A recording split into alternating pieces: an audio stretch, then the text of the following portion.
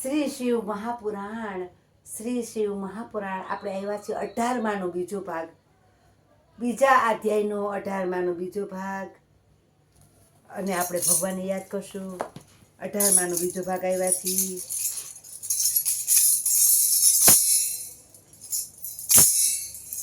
માં ઉમિયાને યાદ કર્યા છે, ભોળાનાથની પત્નીને. તો આપણે શિવ પુરાણ વાળ છે, પણ ક્યારેય આપણે એના પત્નીને યાદ નથી કર્યા. આજે આપણે એના પત્નીને માં ઉમિયા વેલા આવો. હા, માં ઉમિયા વેલા આવો અમારી જોન. ઉમિયા વેલા આવો, ઉમિયા વેલા આવો, સાથે ભોળાનાથને લાવો અમારી જોન. માં ઉમિયા વેલા આવો, માં ઉમિયા વેલા આવો અમારી જોન. ઉમિયા વેલા આવો, ઉમિયા વેલા આવો, સાથે ગણપતિને લાવો અમારી જોન. માં ઉમિયા વેલા, માં ઉમિયા વેલા આવો અમારી જોન. ઉમિયા વેલા આવો, ઉમિયા વેલા આવો, સાથે સિદ્ધિ લાવો અમારી જોનમાં. ગણપતિ વેલા, એક ગણપતિ વેલા આવો અમારી જોનમાં. આવ્યા આવ્યા આવ્યા, સો પરિવાર આવ્યા. અરે આવ્યા આવ્યા આવ્યા, સો પરિવાર આવ્યા. ચાલો આપણે આવ્યા છીએ 18વાનો બીજો. અને પેલા તીખા સંધ્યા લેશું. હે, આપણા બાળકોને સવારે ઉઠતા, બપોરે જમતા, સાંજે સૂતા તીખા સંધ્યા બોલાવશું. બાળકોને બાળ સંસ્કાર કેન્દ્રમાં મોકલશું. વડીલો આપણે દાદાની કેસેટમાં જાશું, સ્વાધ્યાયમાં જાશું. એથી કરીને આપણા બાળકોને સારા વિચાર, સારા સંસ્કાર મળે. એથી કરીને અત્યારે જો આ યુગની જનરેટરમાં એટલી એની માયુ કંટાળી જાય છે કે ભગવાને મને દીકરો દીધો, મારા પેટે આના કરતાં મને પાણો પાક્યો હોત તો સારું હતું. આવા એવી દીકરીઓ પણ એવી પાકે છે, દીકરા પણ એવા પાકે છે કે એનાથી મા બાપ કંટાળી જાય. છોકરા હોવા જોઈએ તો રાહક હોવા જોઈએ. આપણે એક આંખના ઈશારે આંખ દેખાડી ને ત્યાં આપણા છોકરા સમજી જવા જોઈએ. એવા છોકરા બાળકો હોવા જોઈએ. ભગવાનને કહે તું દીકરા દેજે તો રામ જેવા દેજે. મારો દીકરો પણ રામ જેવો છે, દીકરીઓ છે એ સીતા જેવી છે. મને ભગવાને મેં નથી આપી, મારા ઉપરવાળાએ મને આપી છે. મેં ભગવાનનું કાર્ય કરું છું ને, તો ભગવાને મને દીકરીઓ પણ સીતા જેવી આપી છે અને દીકરો પણ રામ જેવો મને આપ્યો છે. ભગવાને હું ભગવાનને પ્રાર્થના કરું, હે ભગવાન, મને તે રામ જેવો દીકરો દીધો છે. હું એના જેટલા ઉપકાર માનું એટલા ઓછા છે કે મારા દીકરાને ભગવાન 100 વર્ષનો કરે અને બધી જ આશા એની પૂરી થાય. આવી રીતના ભગવાનને કહી બધાની ઘરે જો પુત્ર આવે તો મારા જેવો દીકરો દેજે અને ડાયો દેજે, સંસ્કારી દેજે. તો આપણે તીખા સંધ્યા લેશું. ગણપતિ દાદા આખા પરિવારને કહેશું હાજર રહીએ આપણા વાંચવામાં. અને તીખા સંધ્યા એટલે શું? હે કરાગ્રે વસતે લક્ષ્મી, કરમૂલ્યે સરસ્વતી, કરમધ્યે ગોવિંદમ, પ્રભાતે કરદર્શનમ, સમુદ્ર વસને દેવી, પર્વતસ્તન મંડલે વિષ્ણુ પત્ની નમસ્તુભ્યમ, પાદસ્પર્શ સમસ્વમે, વસુદેવ વસુતમ દેવમ, કંસચારુણવર્ધનમ, દેવકી પરમાનંદમ, કૃષ્ણમ વંદે જગતગુરુ, કૃષ્ણમ વંદે જગતગુરુ. આપણે આવ્યા છીએ બીજો ભાગ, 18માંનો બીજો ભાગ આવ્યા છે.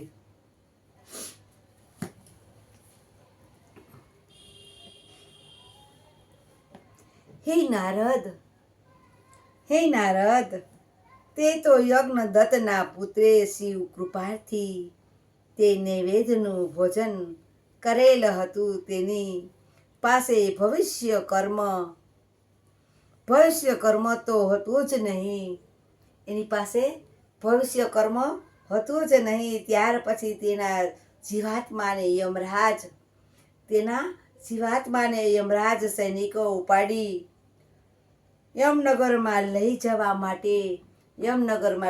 માટે આવ્યા. ત્યારે ત્યાં શિવના પાર્ષદો ઊભા હતા અને શિવદૂતો હુકમ કર્યો કે હે દૂતો, તમે આજ બ્રાહ્મણ જીવને છોડી દો. આ બ્રાહ્મણ જીવને છોડી તેના પાપ ભળી ગયો છે, તેમાં પાપ ભળી ગયો છે. અમારે તેને શિવલોક જ લઈ વિનાનો છે. આવી વાત સાંભળતા જ યમદૂતને આશ્ચર્ય થયું અને શિવદૂતનો નમસ્કાર કરી પૂછવા લાગ્યા, હે શિવગણો, તમે આ દુરાચારી બ્રાહ્મણના કયા ગુણોને લઈ તેને લેવા આવ્યા છો? બ્રાહ્મણના કયા ગુણોને લઈ તમે લેવા આવ્યા છો? તે જીવ સત્ય અને પવિત્રતાથી જ રહિત છે. તે જીવ સત્ય અને પવિત્રતાથી રહિત છે. સંધ્યા પૂજા સ્નાન પણ કર્યા નથી અને સારા કર્મથી પણ લતિપ્ત રહ્યો છે. એટલે આપ તો તેને સ્પર્શ કરવો પણ યોગ્ય નથી.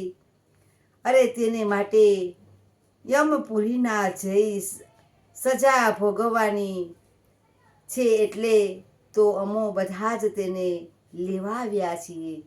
તેને યમપુરીમાં સજા ભોગવવાની છે, એટલા માટે અમે બધા એને લેવા આવ્યા છીએ. માટે હે શિવગણો, તમે તો ધર્મની બાબતમાં પ્રમાણભૂત હો, તેને સ્પર્શ કરો છો. આજ બ્રાહ્મણ જીવનો લેશ પણ ધર્મ બચેલો નથી અને છતાં તમે શિવપુરમાં તેને લઈ જવા આવ્યા છો.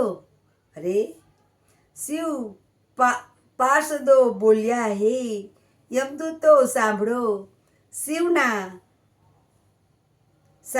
શિવના સૂક્ષ્મ ધર્મને કેવળ સૂક્ષ્મ જોનારા જ જાણી શકે છે.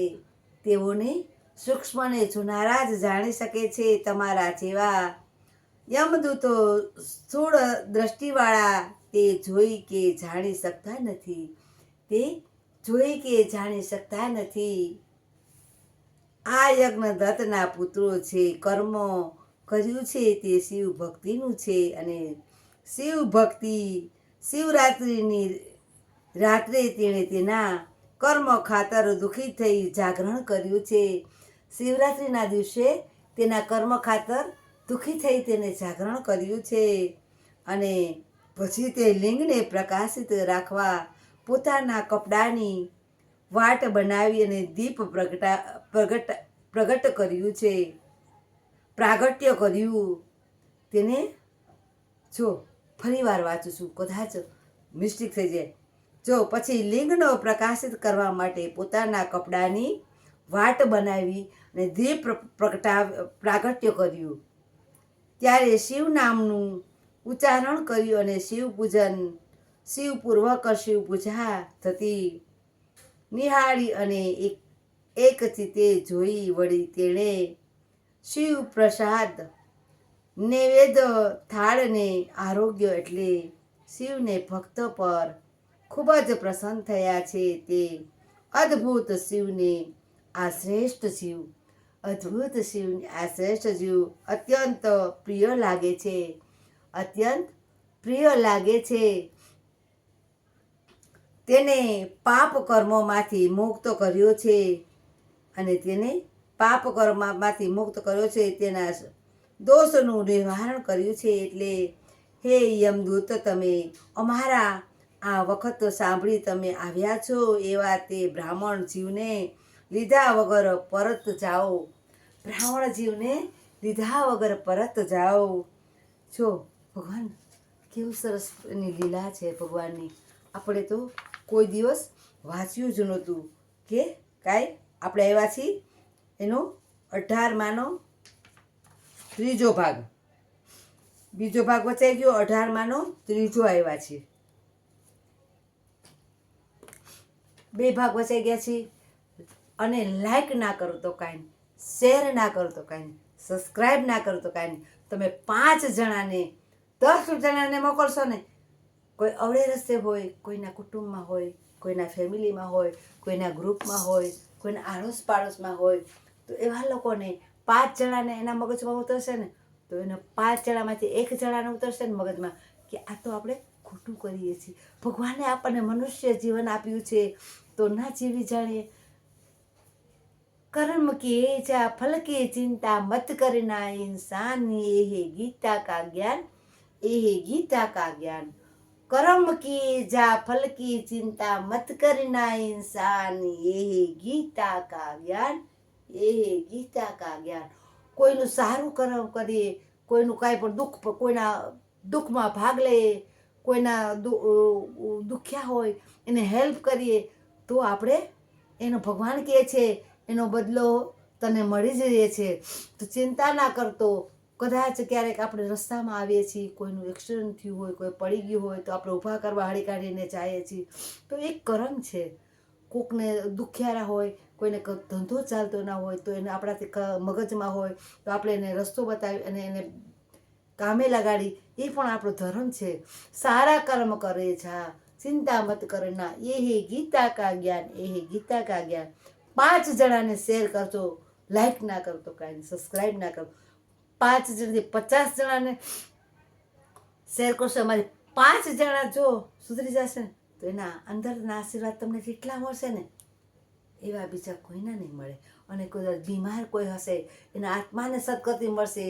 આપણે શિવપુરાણ વાંચીએ ને, તમારા શરીરમાં એક જ શ્લોક જાય ને, શિવપુરાણની એક જ ફકરો જાય ને તો પણ તમારે સદગતિ, તમારા આત્માને સદગતિ મળી જાય છે. તો તમે બની શકે તો લાઈક ના કરતો કાંઈ નહીં, શેર ના કરતો કાંઈ નહીં. તમે વાંચવાનું તો ભૂલતા જ નહીં. મારા મિત્રો, મારી ભૂલ થઈ જાય તો માફી માંગુ છું. બધાને જય શ્રી કૃષ્ણ.